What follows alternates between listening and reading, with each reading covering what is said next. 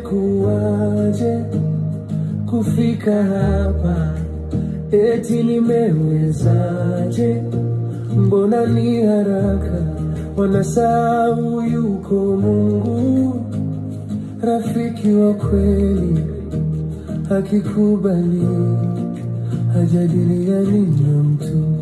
Wanauliza imekuwaje kufika hapa, eti nimewezaje, mbona ni haraka, wanasahau yuko Mungu, rafiki wa kweli, hakikubali hajadiliani na mtu.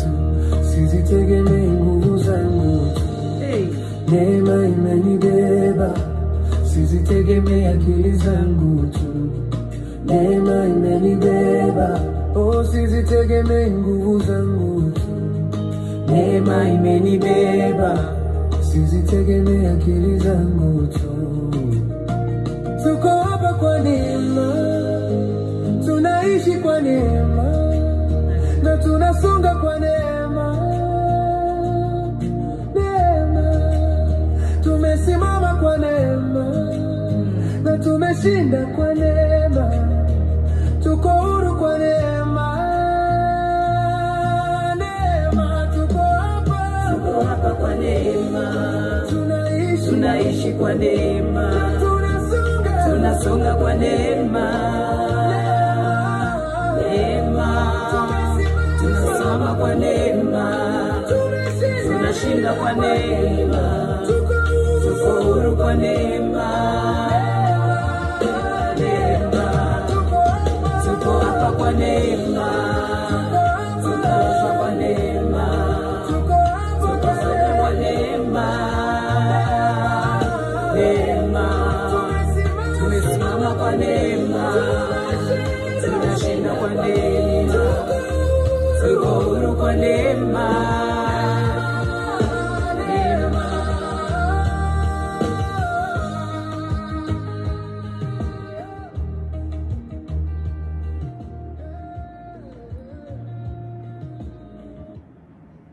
Mungu wetu na Baba yetu wa mbinguni, tunakushukuru kwa wingi wa huruma na rehema zako. Tunasema asante kwa ajili ya majira haya na siku hii ya leo.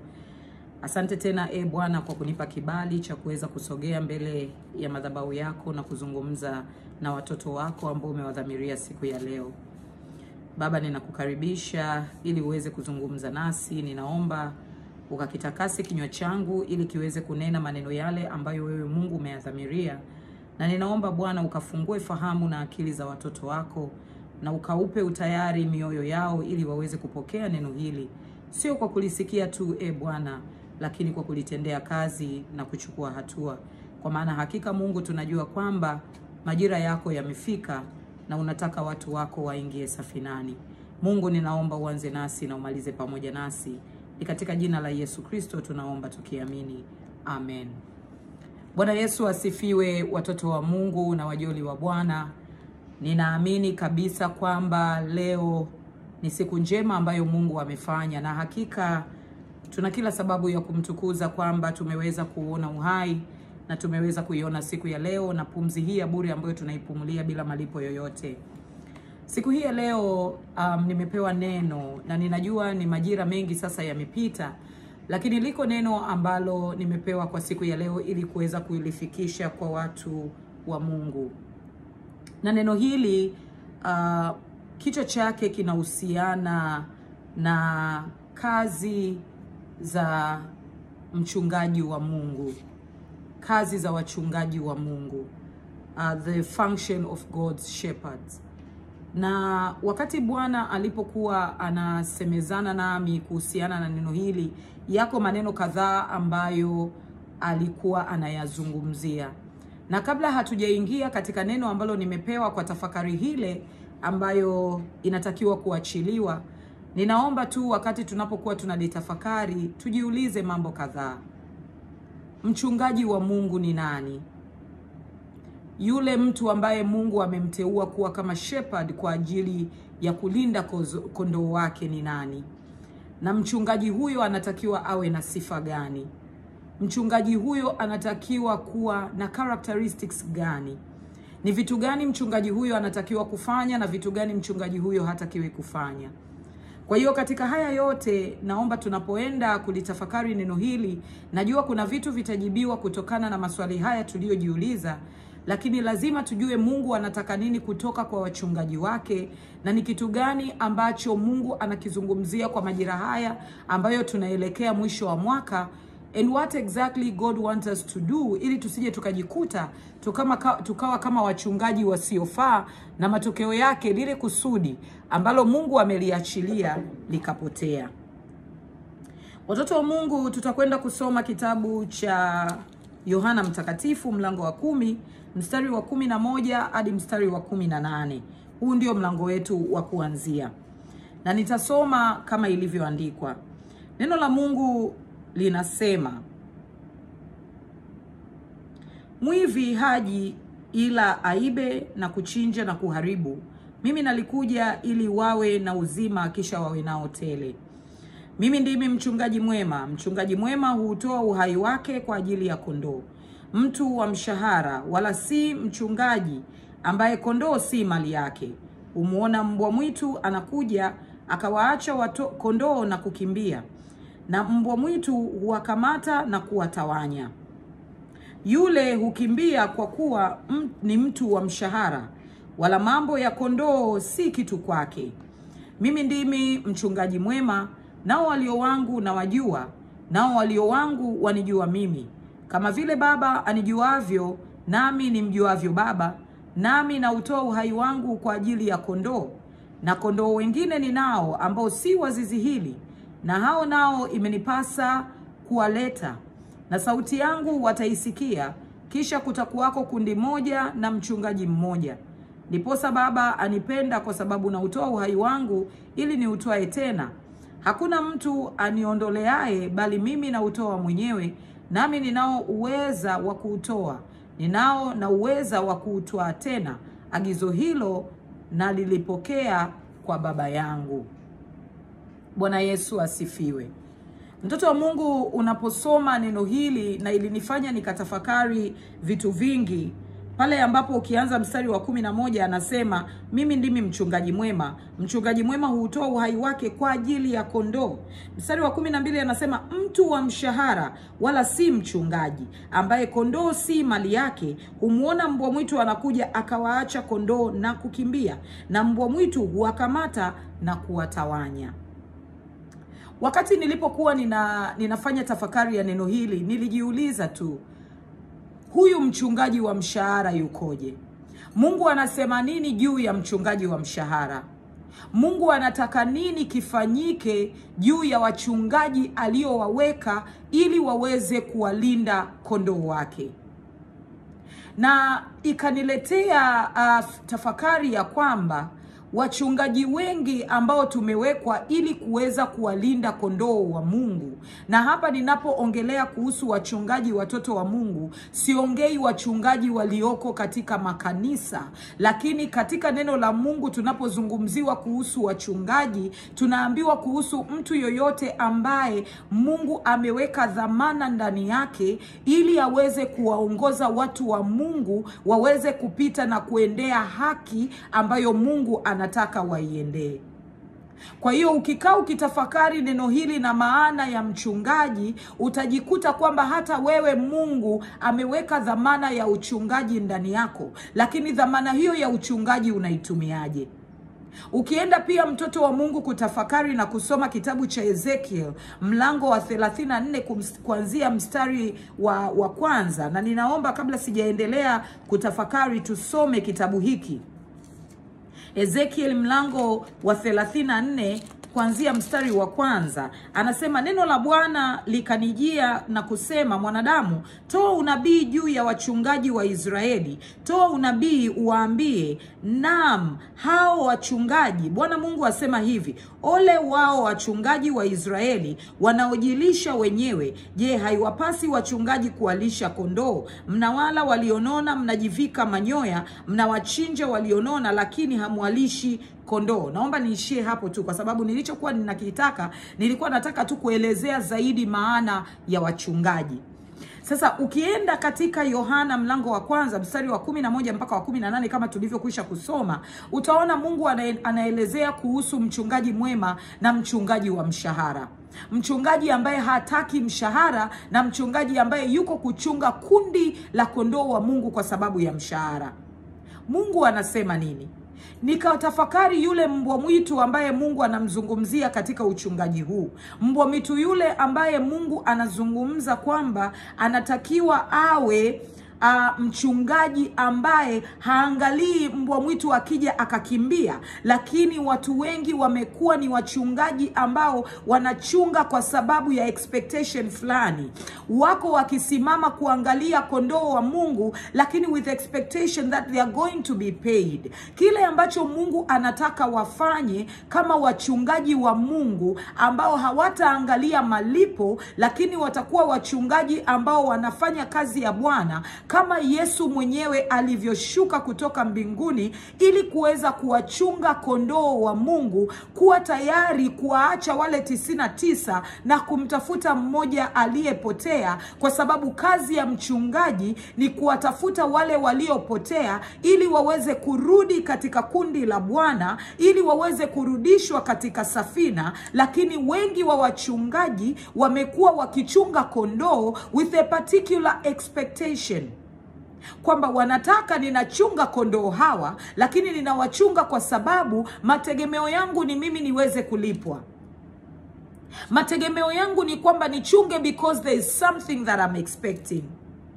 Na kwamba inapotokea mbwa mwitu, na nilipokuwa na tafakari neno linapoongea kuhusu mbwa mwitu linamaanisha nini, nikawaza kwamba mbwa mwitu anaweza akawa vitu vingi. Mbwa mwitu yanaweza yakawa majaribu yanayokuja upande wako. Mbwa mwitu zinaweza zikawa challenges ambazo zinaletwa katika maisha yako. Mbwa mwitu inaweza ikawa ni aina fulani ya tamaa, ni aina fulani ya needs that you want, needs that you have, ambazo zinakuja upande wako. Mbwa mwitu inaweza ikawa majaribu ambayo yanaletwa upande wako, lakini yale majaribu yanapokuja unasahau kabisa lile kusudi ambalo Mungu ameliweka upande wako, lile kusudi ambalo Mungu anategemea usimame nalo, uangalie watu wake ili uweze kuwavusha katika sehemu ambayo Mungu anataka watu wake wavushwe. Matokeo yake unawaacha watu wa Mungu wanapotea katika dhambi, unawaacha watu wa Mungu wanatangatanga, unawaacha watu wa Mungu wanakaa katika njaa, unawaacha watu wa Mungu wanaumwa na magonjwa, kwa sababu tu kuna kitu chako ambacho wewe umekiona ambacho it is beneficial to you. Mungu alikuwa ananisemesha habari ya selfishness ambayo iko katika hawa wachungaji ambao Mungu amewaweka kwa ajili ya kuchunga kondoo wake. Na mtoto wa Mungu, ukiendelea kusoma utaona na utaendelea kutafakari kwamba Mungu anapozungumzia kuhusu wachungaji wake ni watu gani? Wachungaji wake ni wale watu ambao Mungu amewapa mamlaka juu ya vitu vingine. Mungu amewapa mamlaka juu ya watu wengine. Mungu amewapa nafasi ya kuweza kuongoza watu wengine. Hao ndio walio wachungaji ambao Mungu anawazungumzia. Lakini wachungaji hawa kutokana na neno la Mungu wanatakiwa watembee katika kusudi gani? Wachungaji hawa kutokana na neno la Mungu wanatakiwa watembee katika kufuata mhimili gani? Na pia je, wachungaji hawa wana observe ule utatu mtakatifu? Na ninapoongelea mtoto wa Mungu kuhusu utatu mtakatifu, nazungumzia kuhusu neno ambalo Yesu mwenyewe ameliongea kutoka katika kitabu hiki cha Yohana mlango wa 10, kwamba yeye kama mchungaji wa kondoo anamfahamu Baba, na Baba anamfahamu mchungaji yule aliyemchagua kuchunga kondoo, lakini pia hata wale kondoo wanaochungwa wanamjua mchungaji wao. Kwa hiyo Father ambaye ni mchungaji mkuu anamjua yule shepherd aliyempa mamlaka ya kuchunga kondoo wake, na wale kondoo wanamjua yule mchungaji ambaye ameletwa awachunge. And then ukiendelea kuangalia, utaona kwamba there is a role as well hata kwa wale kondoo wanaochungwa, kwamba wale kondoo wanaochungwa nao wanastahili kumjua mchungaji wao ni nani. Wanastahili kujua mchungaji wao anataka nini. Wanastahili kujua sauti ya mchungaji wao. Na ndiyo maana neno la Mungu linasema, walio kondoo wangu wanaijua sauti yangu. Lakini je, hao kondoo nao wanaochungwa wanaijua sauti ya Kristo? Hao kondoo wanaochungwa wanaisikia sauti ya yule mchungaji anayewachunga?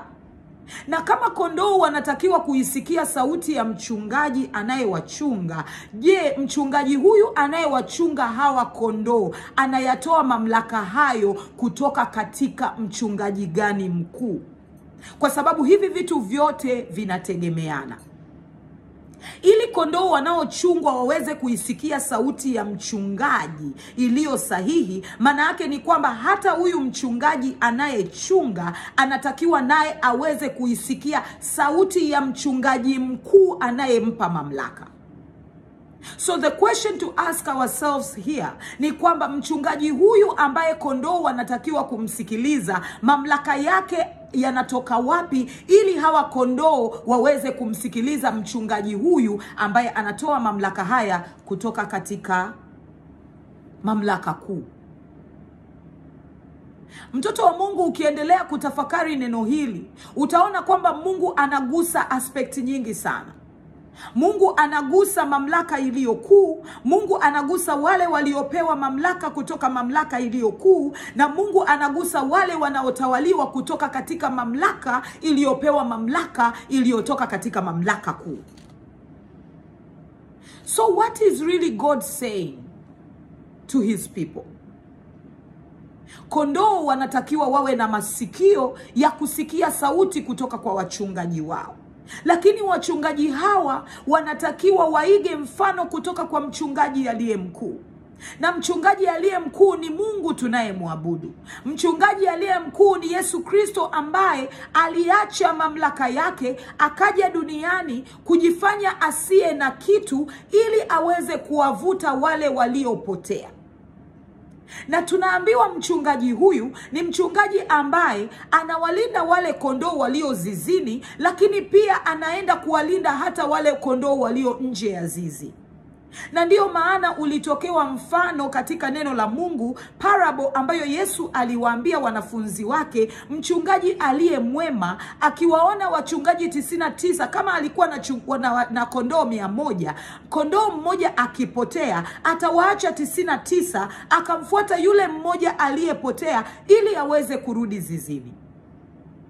Sasa swali la kujiuliza, kama tunaambiwa katika neno kwamba wachungaji waliopo wakiona mbwa mwitu wanawaacha wale kondoo, wanakimbia na kuwaacha mbwa mwitu, kuwaacha kondoo katika mikono ya mbwa mwitu. Je, wachungaji wangapi waliopewa mamlaka ya kuwalinda kondoo kwa sababu ya interest zao binafsi, kwa sababu ya kuona majaribu yaliyoko mbele yao, kwa sababu ya kuona challenges ambazo wao zimewazingira, wanaacha kazi ambayo Mungu amewapa ya kuwalinda kondoo waliotakiwa kulindwa, wakaenda na kukimbia na kuwaacha kondoo hawa katika kinywa cha mbwa mwitu, ili kondoo hawa wapoteze uhai wao, ili kondoo hawa wapoteze haki zao, ili kondoo hawa wapate magonjwa, ili kondoo hawa wakose chakula, ili kondoo hawa watapanyike, wawe watu ambao hawako tena katika kusanyiko moja la zizi, lakini watapanywe kila mahali.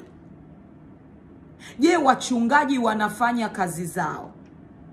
Je, wachungaji wanaisikia ile sauti ya mchungaji mwema ambaye hawi mchungaji kwa sababu ya mshahara? Na Mungu anaposema kutoka katika neno hili la Yohana mlango wa 10 kuhusiana na hawa wachungaji wa mshahara, ni kwamba ni wachungaji ambao without payment they won't stand in their position, kwa sababu expectation yao ni malipo.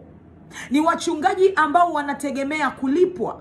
Lakini Mungu anapoweka mchungaji ili aweze kulinda kondoo wake, maana yake ni kwamba ni mchungaji anatakiwa kuwa kama mtumishi anayetumikia nyumba ya baba yake, akijua kwamba utumishi ule anaoufanya si kwa ajili yake, lakini ni kwa ajili ya baba yake aliyempa mamlaka ya kufanya utumishi anaoufanya juu ya wale anaowatumikia. Mungu ameleta neno hili end of the year. Na mara nyingi watumishi wa Mungu na watoto wa Mungu mnajua kabisa kwamba end of the year ni majira ambayo Mungu anafanya analysis ya mambo ambayo tumeyafanya tangu the beginning of the year mpaka end of the year. Yale majukumu ambayo Mungu amewapa watu wake, na akitegemea kwamba majukumu hayo yangekuwa yamefanyika katika viwango ambavyo Mungu ametaka vifanyike, lakini unfortunately watu wameacha njia ambayo Mungu alitaka watembee nayo, wakaenda katika njia zao wenyewe wanazozijua wao, only because of their selfishness, kwa sababu ya personal interest zao. Wameona kwamba ni bora niache hiki ili niangalie hili. Yumkini kuna wakati mwingine mtu anaona kama mimi personally nina shida yangu, ninawezaje kuangalia shida za wengine na kuwavusha wakati hata mimi mwenyewe kwangu hakujakaa vizuri. Kwa hiyo matokeo yake akaacha kuangalia wale anaotakiwa kuwahudumia, akaenda kujiangalia na kujihudumia yeye, kusahau kwamba Mungu ni Mungu ambaye anasema tumika katika hekalu langu, fanya kazi yangu kwanza ili na mimi niweze kukubariki kwa viwango vikubwa vya kusukwa. Je, watumishi wa Mungu tumesimama wapi? Na mtoto wa Mungu, ninapozungumza kuhusiana na neno hili, Mungu ameleta ujumbe huu kuanzia katika ngazi ya mtu binafsi, kwenda katika ngazi ya familia, kwenda katika ngazi ya ukoo, kwenda katika ngazi ya kanisa, mpaka ngazi ya taifa. Hawa watu waliopewa mamlaka ya kuangalia vile vinavyotakiwa vilindwe na kutunzwa, wameangalia katika nafasi ipi? Wameangalia kutokana na mamlaka na mafuta ambayo Mungu amewapaka ili waweze kusimama katika kusudi ambalo Mungu amewaweka katika nafasi na viti alivyowapa. Ikanifanya nikarudi kutoka katika kitabu cha Samuel wa kwanza mlango wa 15, ambapo Sauli aliambiwa afanye jambo, alichaguliwa aweze kulinda nyumba ya Israeli, lakini Sauli aliamua kusikia ushauri wa wengine na kufanya tofauti na maagizo ya Mungu, na Mungu akaenda kumwambia kumwambia Samueli kwamba ninajuta kwa nini nimemchagua na kumweka Sauli katika kiti nilichomweka. Kwa sababu gani? Mungu anapoweka watu katika viti, Mungu anapoweka watu katika mamlaka, Mungu anapoweka watu katika madaraka, anategemea watu hao wafuate yale maagizo ambayo Mungu ameweka. Na tunaambiwa Mungu yeye ndiyo mchungaji mkuu. Kwa hiyo Mungu anapokaa katika kiti chake cha mamlaka, kiti chake cha uchungaji, atakaa na kujaji na kuangalia watu hawa niliowaweka katika viti ili kuweza kuchunga kondoo wangu, wamewachunga katika standard gani? Na je, watu hawa waliochunga wamesimama? Kama kuna blueprint ambayo ilitolewa ili watu waweze kuifuata, ili wale wachungaji waweze kufuatilia hiyo blueprint, je, hiyo blueprint imefuatiliwa? Je, hiyo blueprint imeweza kuwaongoza wachungaji hawa ambao walitakiwa kuongozwa na kusimama katika kusudi na hizo process zote ambazo Mungu amewapa ili waweze kulinda kondoo wake wanaotakiwa kulindwa? Na mtoto wa Mungu, ukienda katika kitabu hiki kutoka kitabu cha Ezekiel, ukiona hiki kitabu cha Ezekiel, mtoto wa Mungu, mstari wa 34, na nilianza kusoma hapo, utaona bado Mungu anazungumza habari ya kwamba wachungaji hawa waliacha ile kazi ambayo Mungu amewapa, wakaanza kujikusanyia wenyewe. Anasema mstari wa 3, anasema mnawala walionona, mnajivika manyoya, mnawachinja walionona, lakini hamwalishi kondoo. Mungu alitaka watu hawa ambao wamewekwa katika nafasi, watu hawa ambao Mungu amewaappoint kama wachungaji, kutumika kwa ajili ya watu wake na sio wao kujilimbikizia.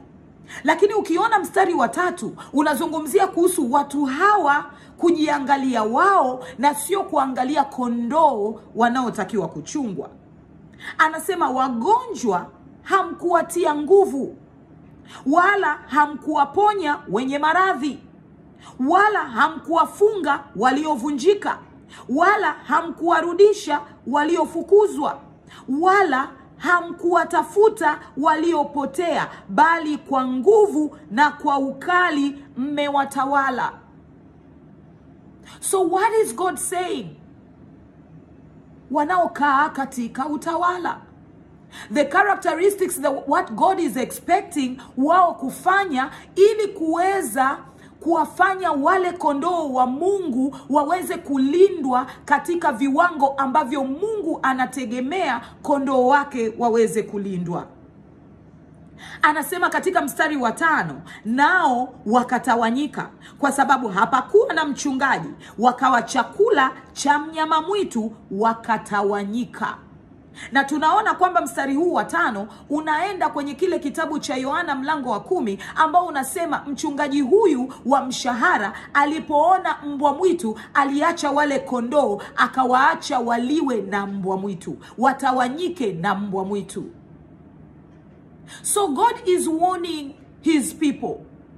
Na hii warning inaenda katika viwango vyote, mtoto wa Mungu. Warning hii inaanza kutoka kwa mtu binafsi, warning hii inaingia katika familia, warning hii inaenda katika ukoo, warning hii inaenda katika daraja la kanisa, warning hii inaenda hata katika daraja la kitaifa. Mungu anaongea nini kuhusiana na wachungaji aliowateua ili waweze kusimama na kulinda kondoo wake? Tunakumbushwa kutoka katika kitabu cha Zaburi mlango wa 23 mstari wa 1 kwamba Bwana ndiye mchungaji wangu, sitapungukiwa na kitu. Bwana ndiye mchungaji wangu, sitapungukiwa na kitu. Ukiendelea mstari wa 2 anasema katika malisho ya majani mabichi unilaza, na kando ya maji ya utulivu huniongoza.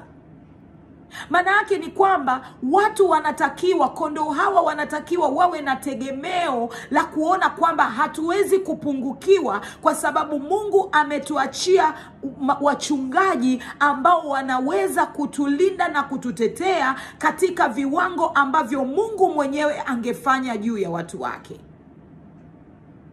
Ni kama vile ambavyo mtu amepewa neema ya kupata mtoto, mama aliyezaa mtoto, na mama huyu aliyezaa mtoto atafanya kila jinsi na kila hali kuweza kulinda kile alichokizaa, kuweza kukitunza kile kilichozaliwa, kuweza kufanya kile kilichozaliwa kiweze kukua na kiweze kushamiri, kwa sababu mama huyu anajua hilo ndio kusudi alilopewa, kulinda uzao wa tumbo lake.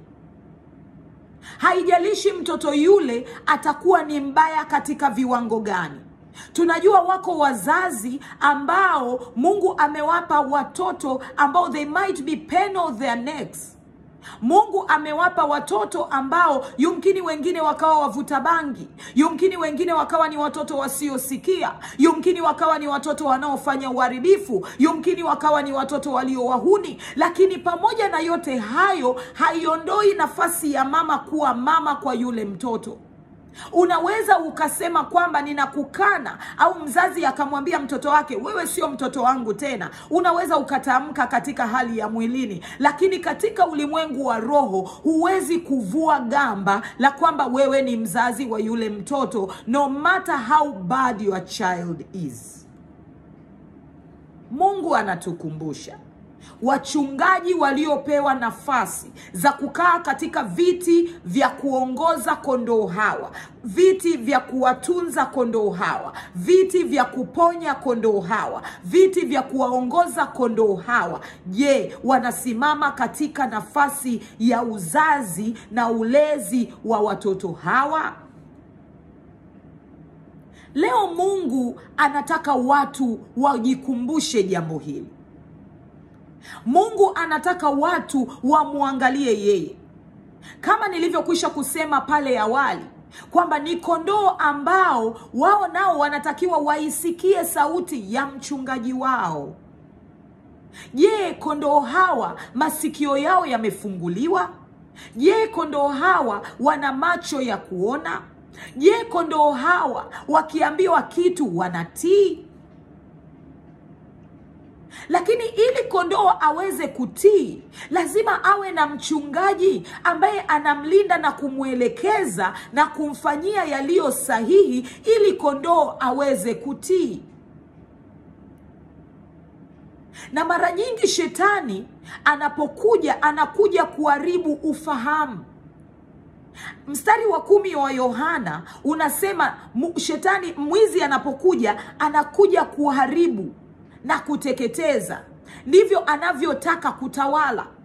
Kwa hiyo sehemu ya kwanza ambayo watu wataharibiwa, kondoo wataharibiwa, ni ufahamu. Ufahamu ukiharibika, ufahamu ukitekwa, ufahamu ukiwekwa giza, mtoto wa Mungu, you won't be able to see, you won't be able to hear, you won't be able to smell what God wants you to smell, and you won't be able to speak in accordance to God's will. Kwa sababu tunaambiwa hata maneno yetu yanapewa kibali na Roho Mtakatifu. Roho Mtakatifu ndiye anayetuambia ni maneno gani ya kuzungumza kwa wakati gani na kipindi gani. Ukienda ukisoma kitabu cha Luka mlango wa 12 mstari wa 12. Yeye anatupa maneno ya stahilio kusema kwa majira yaliyo sahihi. So mtoto wa Mungu, tukae na kujitafakari, where are we? Mungu alinipa neno hili kwa majira yaliyo sahihi, na akawa anasema ndani yangu kwamba today is the 7th of December and I want this word to be out to my people on the 7th of December. Mungu anataka watu wamuelewe yeye zaidi kuliko wanavyotaka kuwaelewa wanadamu.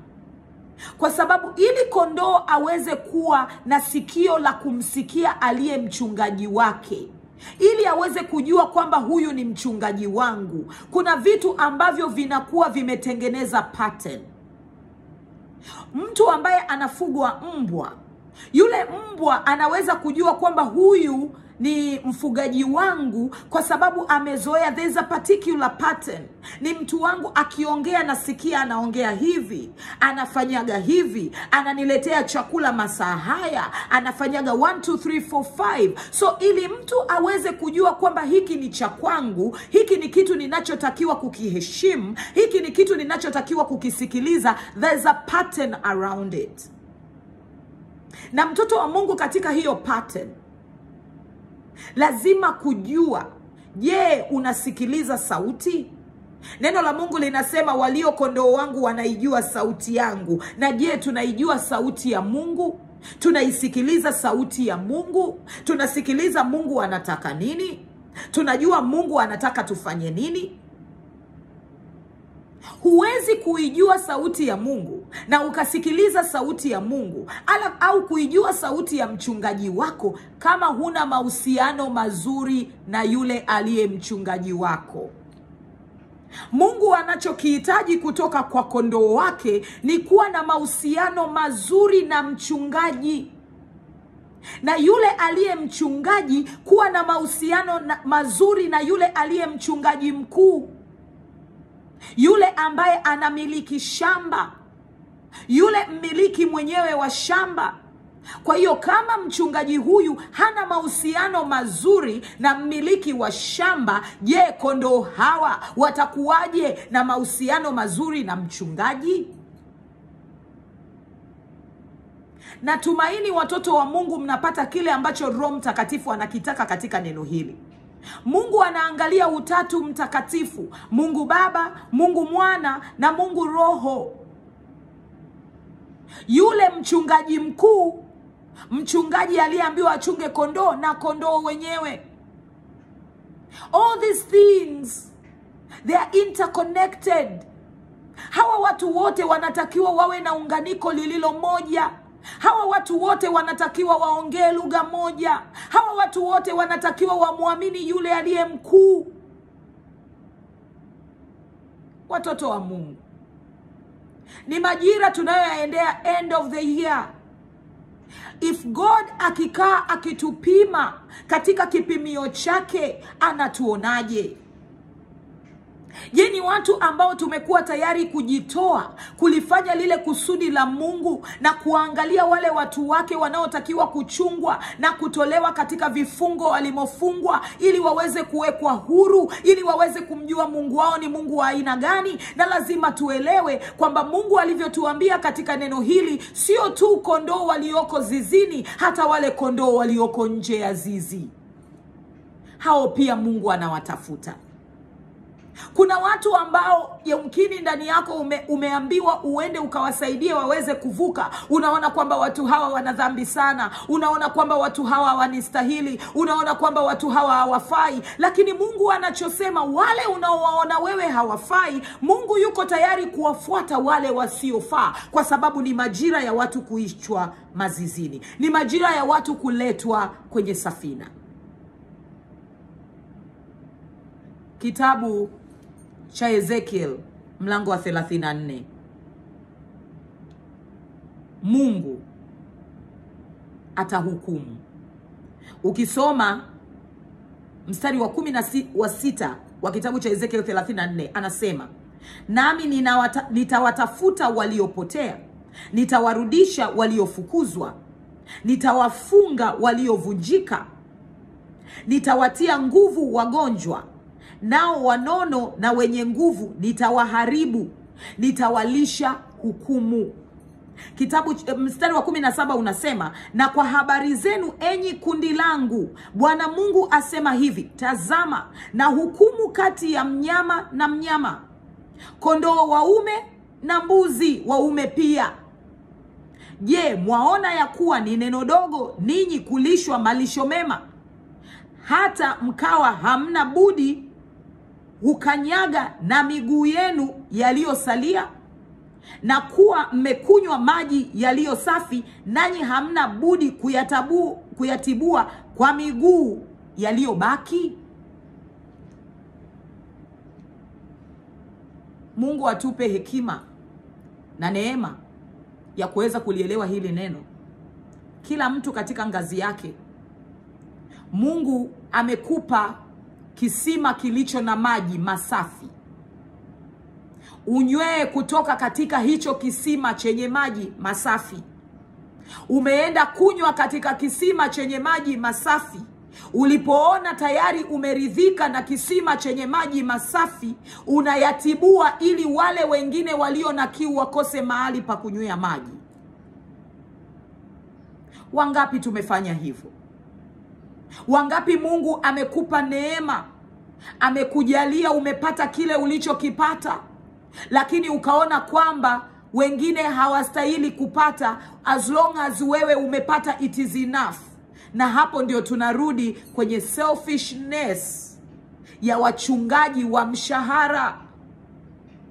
Mungu anaongea kuhusu roho ya unyenyekevu ndani ya wachungaji, kwamba wewe unapopata, Mungu anapoachilia kisima kinachofurika maji mbele yako, elewa kwamba wapo watu wengine ambao wanatakiwa kunywa kutoka katika kile kisima. Kama sio kunywa moja kwa moja kutoka katika kile kisima, kupitia wewe watu wanaweza kunywa maji yaliyo safi, kwa sababu wewe tayari umepata hiyo neema ya kupata maji yaliyo safi. Lakini matokeo yake, wewe baada ya kupata maji yaliyo safi, ukaenda na kuyatibua maji yale yaliyo safi na kufanya maji yawe machafu, yawe maji yasiyoweza kunyweka.